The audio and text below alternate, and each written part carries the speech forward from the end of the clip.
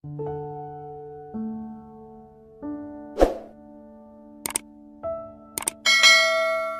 sore itu tampak mendung, seolah mencerminkan suasana hati Nina yang kelam. Di dalam rumah sederhana mereka, ayahnya, Parendra, duduk di kursi ruang tamu dengan wajah yang tampak 10 tahun lebih tua dari usianya. Surat tuntutan dari pihak bank tergeletak di atas meja, mengancam mereka dengan penyitaan rumah jika hutang sebesar 2 miliar rupiah tidak segera dilunasi. Nina menggenggam tangan ayahnya yang gemetar, mencoba memberikan ketenangan yang sebenarnya tidak ia miliki. "Maafkan ayah, nak, ayah tidak pernah bermaksud membawa kalian ke dalam kekacauan ini." Suara Parendra bergetar. Nina menggeleng pelan, menahan air matanya agar tidak jatuh. Ibunya, Bu Siska, berdiri di pojok ruangan. Matanya sembab karena menangis sepanjang hari. Nina tahu, keluarganya berada di ujung kehancuran. Malam itu, Nina duduk di kamarnya, merenungi nasib keluarganya. Ia teringat saat-saat di mana bisnis properti ayahnya masih berjaya, memberikan mereka kehidupan yang nyaman. Namun, keputusan ayahnya untuk menginvestasikan uang besar di proyek pembangunan yang gagal telah mengubah segalanya. Nina tidak bisa melupakan wajah ayahnya yang penuh penyesalan saat bercerita tentang para investor yang menarik dana mereka satu persatu. Keesokan harinya, Nina menemani ibunya mengunjungi seorang teman lama yang dianggap bisa membantu. Namun, alih-alih bantuan, mereka justru dihujani cemoohan. "Kalian datang hanya saat butuh bantuan. Ya, semua orang tahu keluarga kalian sudah bangkrut," kata teman ibunya dengan nada dingin. Nina menggenggam tangan ibunya erat, mencoba menahan rasa malu yang meluap. Sepanjang perjalanan pulang, mereka hanya terdiam, tenggelam dalam pikirannya masing-masing. Penderitaan mereka semakin dalam ketika ayahnya jatuh sakit karena tekanan mental. Nina membawa ayahnya ke rumah sakit dengan uang seadanya, berharap dokter bisa memberikan bantuan. Namun, biaya pengobatan semakin menumpuk, menambah beban hutang yang sudah tak tertahankan. Nina merasa terjebak dalam lingkaran tanpa jalan keluar. Sore itu, seorang tamu tak terduga mengetuk pintu rumah mereka. Seorang pria berusia sekitar 50-an dengan setelan jas mahal berdiri di depan pintu. "Selamat sore, saya Arman," katanya, memperkenalkan diri dengan senyuman yang terasa dingin. "Saya datang untuk membicarakan hutang keluarga Anda." Semua anggota keluarga berkumpul di ruang tamu. Suasana tegang memenuhi udara. Pak Arman dengan tenang menjelaskan situasi hutang mereka yang sudah mencapai titik kritis. "Saya ingin membantu," katanya, membuat Nina dan ibunya terkejut. Namun, tawarannya segera membuat suasana berubah. "Tapi, ada satu syarat. Saya ingin menikahi putri Anda." Suasana ruang tamu seketika membeku. Hanya suara detik jam dinding yang terdengar.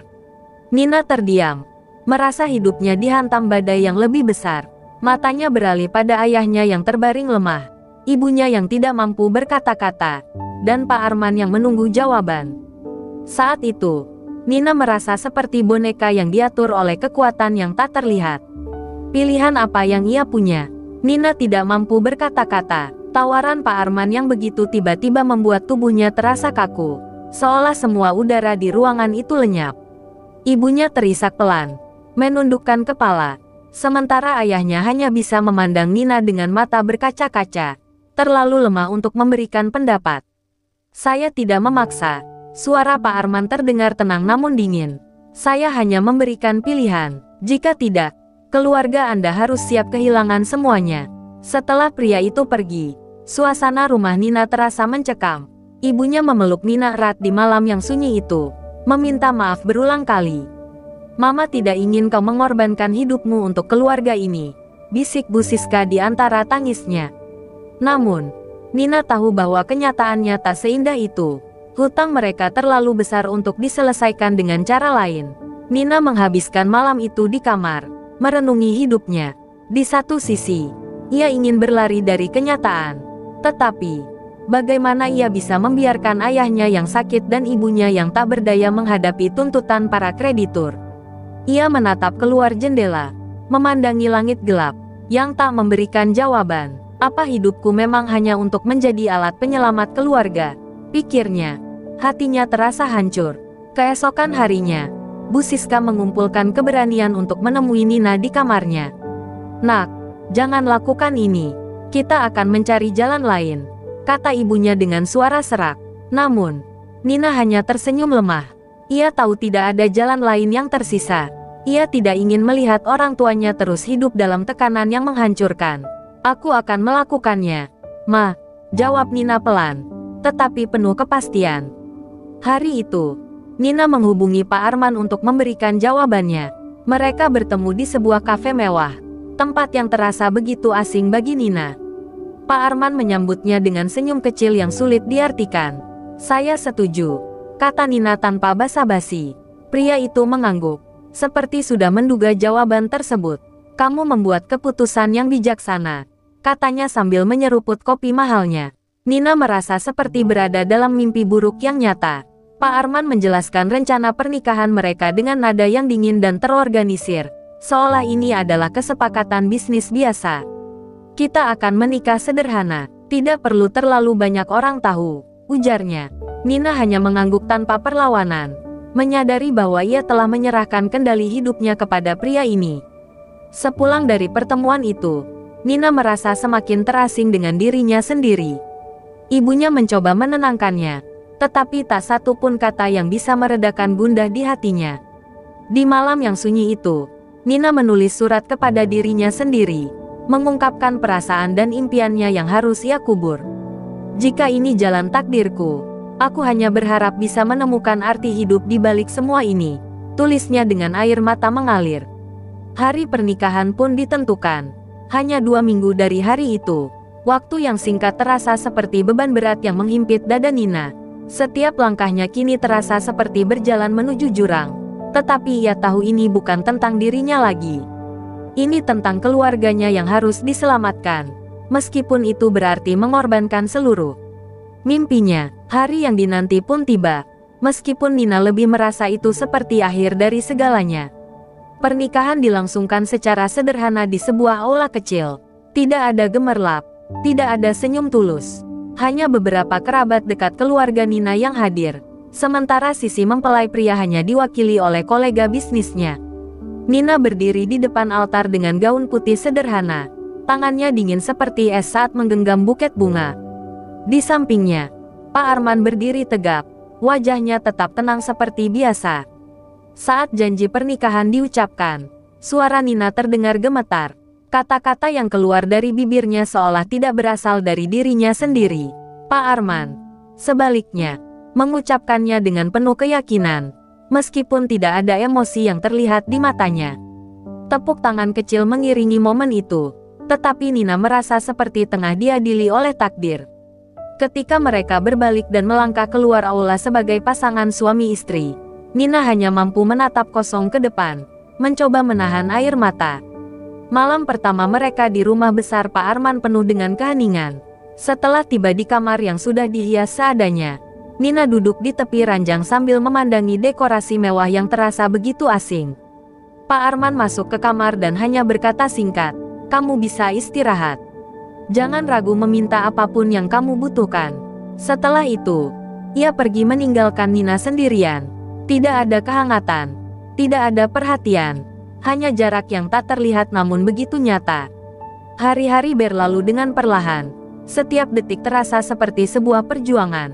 Nina mulai menjalani peran barunya sebagai istri dari seorang pria yang jauh lebih tua. Namun hubungan mereka lebih seperti majikan dan karyawannya. Pak Arman sibuk dengan urusan bisnisnya, meninggalkan Nina untuk menghabiskan waktu di rumah besar yang sunyi. Meskipun semua kebutuhan materi terpenuhi, Nina merasa kehilangan sesuatu yang jauh lebih penting, kebebasan dan kebahagiaan.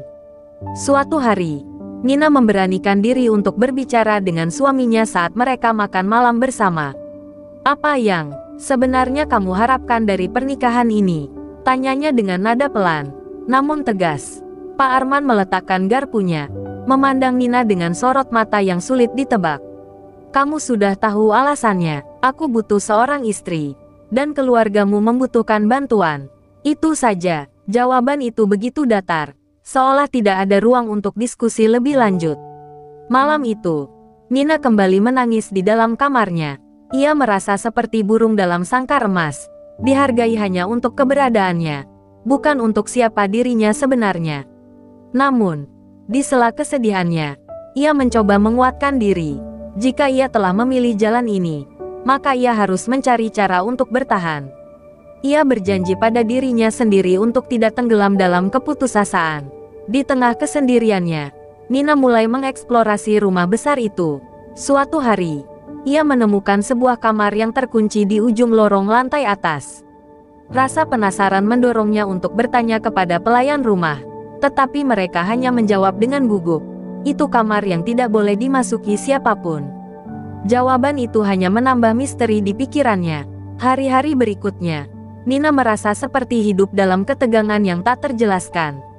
Di satu sisi, ia mencoba menjalani hidup barunya dengan ikhlas.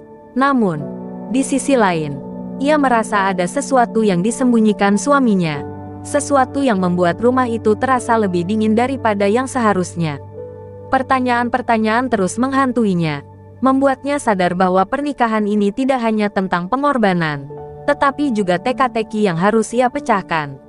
Udara dingin dan aroma lembab menyelimuti Nina saat ia melangkah masuk ke dalam kamar yang selama ini terkunci. Cahaya remang dari lampu lorong yang masuk melalui celah pintu membuat ruangan itu tampak suram. Pandangannya segera tertuju pada meja besar di tengah ruangan yang penuh dengan tumpukan dokumen, foto, dan beberapa barang pribadi yang terlihat kuno. Di dinding, tergantung beberapa potret keluarga yang sudah menguning. Salah satunya menampilkan seorang wanita muda dengan wajah yang sangat mirip dengan dirinya. Darah Nina berdesir. Ia mendekati potret itu dengan langkah ragu.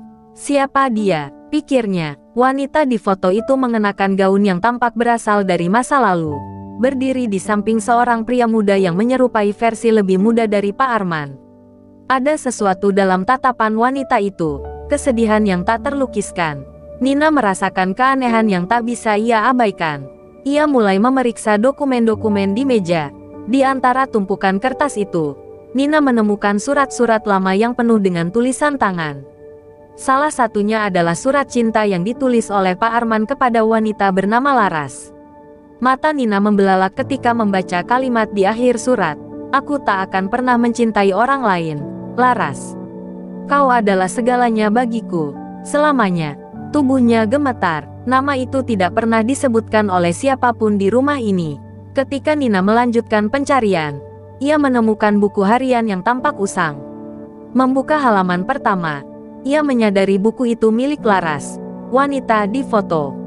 Halaman demi halaman mengungkapkan kehidupan Laras sebagai istri pertama Pak Arman. Tulisan itu penuh dengan kebahagiaan di awal, tetapi perlahan berubah menjadi keluhan tentang rasa kesepian dan perlakuan dingin dari suaminya.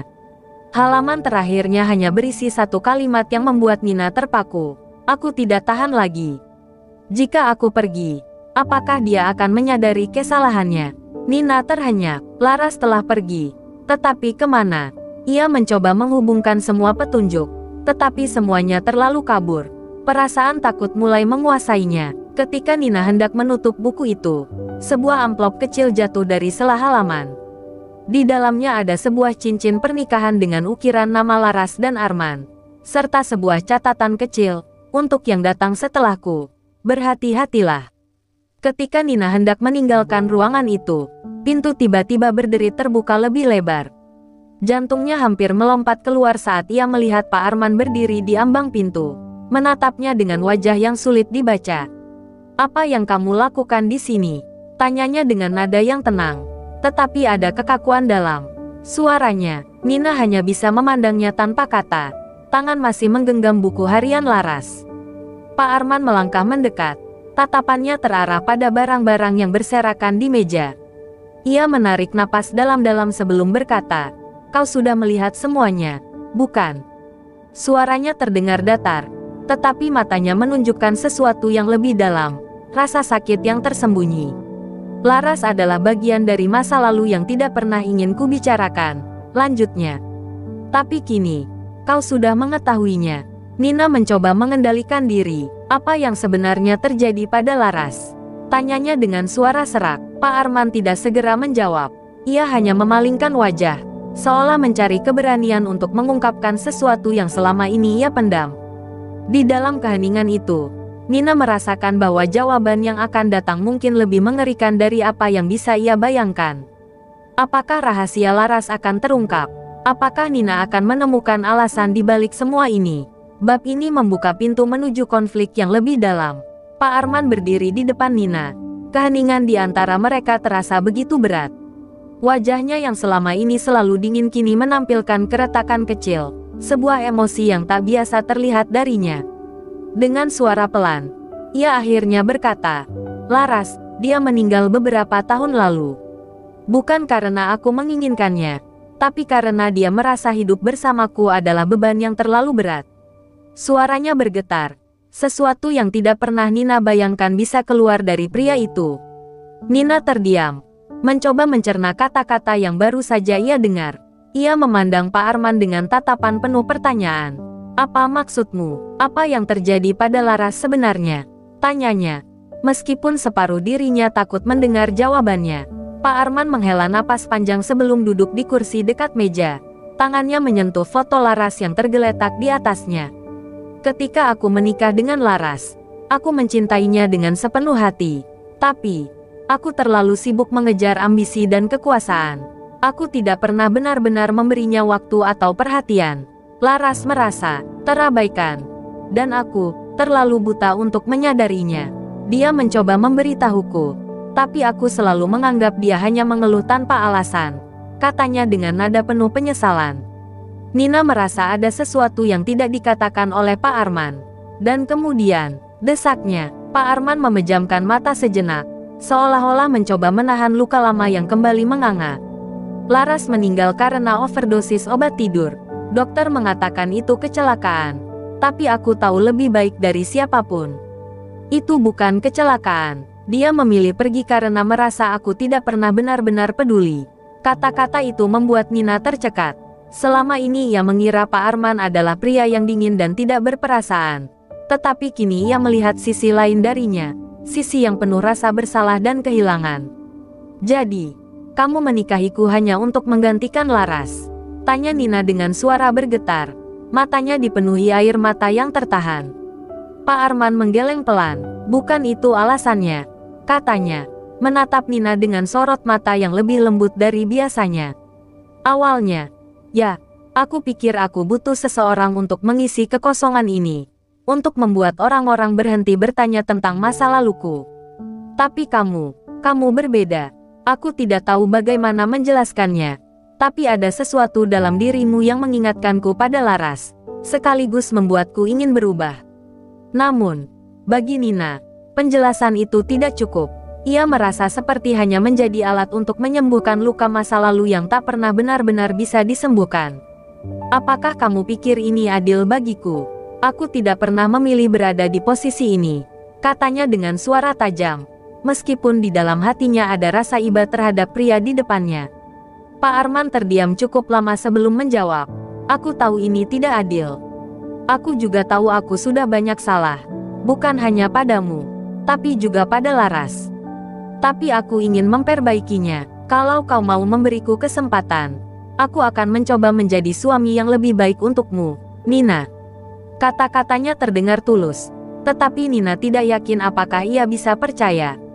Malam itu, Nina pergi ke kamarnya dengan hati yang berat. Rahasia tentang Laras telah terungkap, tetapi hal itu tidak membuat segalanya lebih mudah. Di satu sisi, ia merasa kasihan pada Pak Arman. Tetapi di sisi lain, ia juga merasa marah. Marah karena kehidupannya telah berubah menjadi bagian dari kisah yang penuh luka ini. Di tengah kegelapan malam, ia bertanya-tanya, apakah ia mampu bertahan dan menemukan kebahagiaannya sendiri di tengah bayang-bayang masa lalu suaminya. Pagi itu, Nina duduk di tepi ranjang dengan pandangan kosong. Kepalanya dipenuhi oleh percakapan semalam dengan Pak Arman. Kata-katanya terus terngiang. Tetapi rasa marah dan bingung di hatinya tidak mudah hilang. Ia merasa seperti berada di persimpangan, memilih untuk mencoba menerima masa lalu Pak Arman dan melanjutkan kehidupan mereka, atau pergi meninggalkan semua ini untuk menemukan dirinya sendiri. Ketika Nina turun ke ruang makan, suasana di rumah itu terasa lebih sunyi dari biasanya. Pak Arman sudah berangkat lebih awal untuk urusan bisnis. Nina merasa lega, karena ia membutuhkan waktu sendiri untuk berpikir. Namun, saat pelayan menyajikan sarapan, ia mendapati sebuah amplop di atas meja. Amplop itu bertuliskan namanya dengan tulisan tangan yang ia kenali sebagai milik Pak Arman. Dengan tangan gemetar, Nina membuka amplop itu. Di dalamnya terdapat sepucuk surat singkat. Nina, aku akan memberimu kebebasan untuk memilih. Jika kau merasa ingin pergi, aku tidak akan menghentikanmu. Namun, jika kau ingin tetap tinggal, aku berjanji akan mencoba menjadi suami yang lebih baik. Keputusan ada di tanganmu. Air mata Nina menetes tanpa ia sadari. Surat itu adalah sesuatu yang tidak ia duga dari pria seperti Pak Arman. Hari itu, Nina memutuskan untuk keluar rumah. Ia ingin mencari ketenangan dan berpikir lebih jernih. Langkahnya membawanya ke sebuah taman kecil yang sepi. Tempat ia duduk di bangku kayu di bawah pohon rindang. Ia memikirkan segala hal yang telah terjadi sejak ia menikah dengan Pak Arman. Kehidupan yang berubah drastis, tekanan dari masa lalu suaminya, dan perasaan campur aduk yang terus menghantuinya. Dalam keheningan taman, Nina teringat pada ibunya. Ia menikah demi menyelamatkan keluarganya dari jeratan utang. Ia rela mengorbankan kebebasannya demi orang-orang yang ia cintai.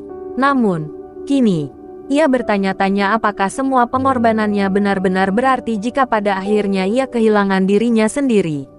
Ketika Nina hendak bangkit dari bangku, seorang wanita tua yang duduk di ujung taman mendekatinya.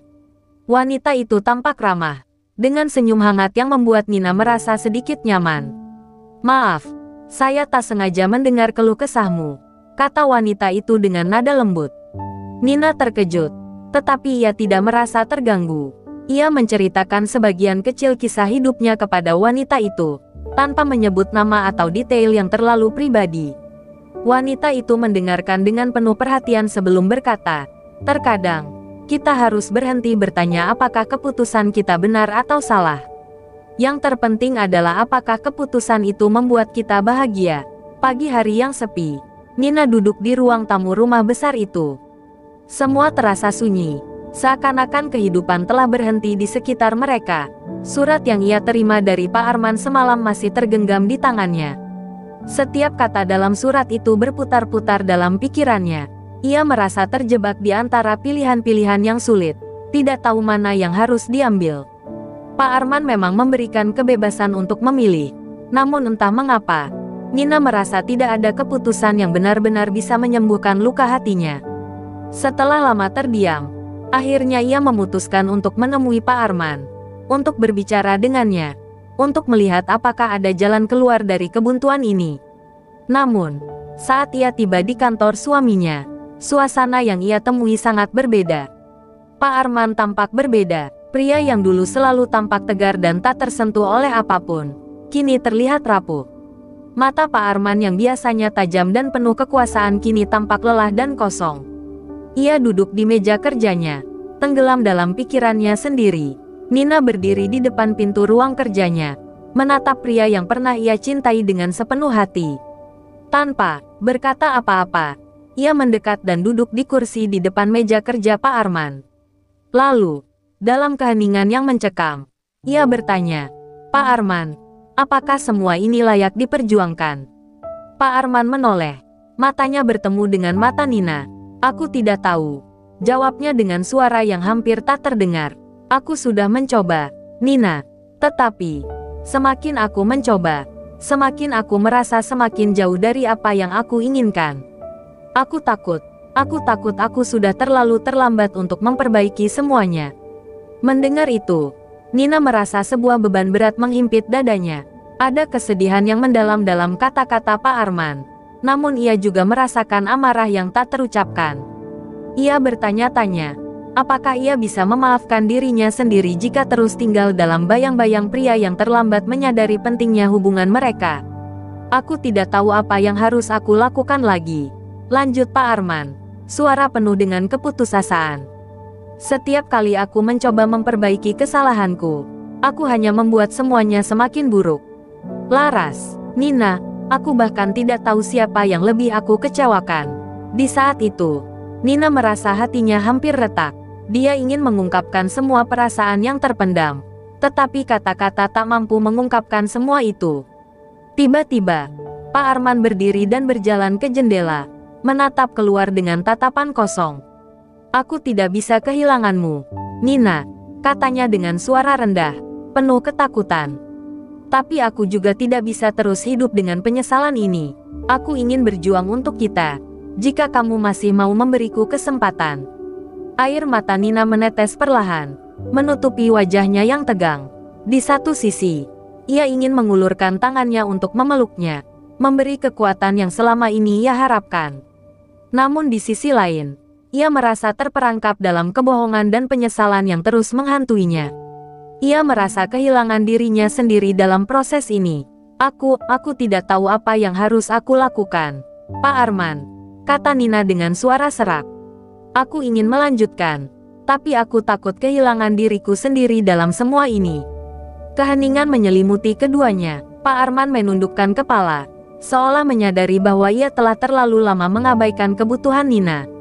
Tetapi bagi Nina, setiap detik dalam keheningan itu semakin membuatnya ragu. Apakah mereka masih memiliki kesempatan untuk kembali bersama? Di keheningan ruang kantor, Nina merasa sesak. Hati yang penuh dengan pertanyaan tak terjawab kini terasa semakin berat. Pak Arman tampak terguncang oleh kata-kata yang telah ia ucapkan. Namun tak ada satupun di antara mereka yang bergerak. Nina tahu, keputusan besar ada di tangannya. Namun ia tak bisa memutuskan apa yang harus dilakukan. Keadaan yang kacau ini seakan membekukan waktu. Pak Arman, yang dulu menjadi pilar kekuatan dalam hidupnya, kini hanya tampak sebagai sosok yang rapuh. Setiap percakapan yang pernah mereka miliki seakan mengalir kembali dalam pikirannya, mengingatkan betapa dalam mereka dulu berbagi harapan dan impian. Tapi sekarang, harapan itu terlihat pudar. Apakah mungkin untuk memperbaikinya, atau akankah semuanya hancur begitu saja? Apa yang harus kita lakukan, Nina?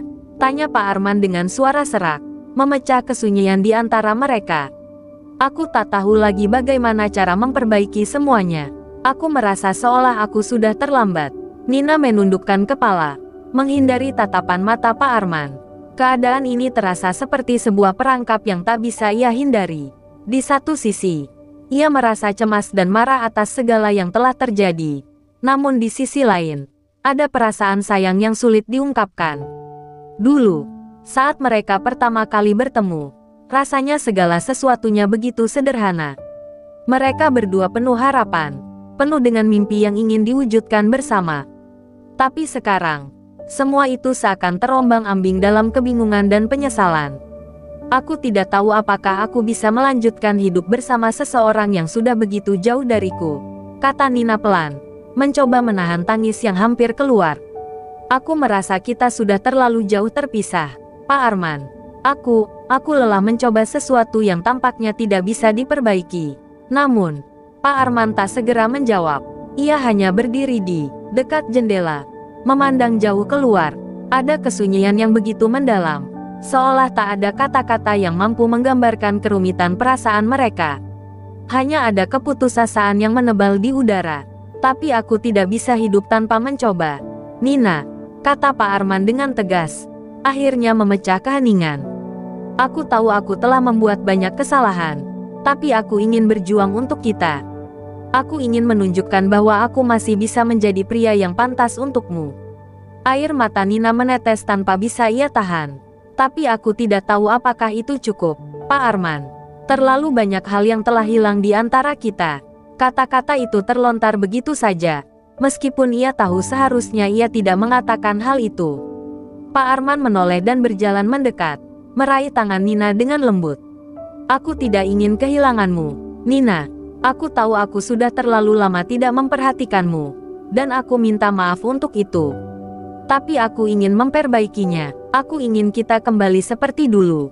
Keheningan kembali merayap di antara mereka. Nina merasa hatinya dihantui oleh perasaan yang bertentangan.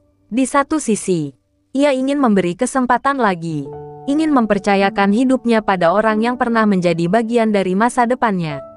Namun, di sisi lain, ia merasa seperti terjebak dalam sebuah kenyataan yang tak bisa diputar balik. Setiap keputusan yang ia ambil akan menentukan masa depannya. Masa depan yang kini terasa semakin kabur. Pak Arman, aku tidak tahu. Aku takut semuanya akan tetap sama, jawab Nina, suara tenggelam dalam keputusasaan. Aku takut kita tidak bisa kembali lagi. Aku takut kita akan terus menyakiti satu sama lain. Pak Arman menatap Nina dengan tatapan penuh harap. Aku tidak ingin kita terus hidup dalam ketakutan, Nina. Aku ingin kita memperbaiki ini. Bahkan jika itu sulit, aku ingin menunjukkan padamu bahwa aku bisa berubah. Bahwa aku bisa menjadi seseorang yang lebih baik. Di saat itu, Nina merasakan sebuah keputusan yang berat di pundaknya. Ia harus memilih antara tetap bersama dan berjuang, atau melepaskan semuanya dan mencari kebahagiaan di jalan yang lain. Namun, untuk pertama kalinya, ia merasa bahwa tak ada pilihan yang benar-benar bisa membebaskannya dari keraguan dan luka yang ia rasakan.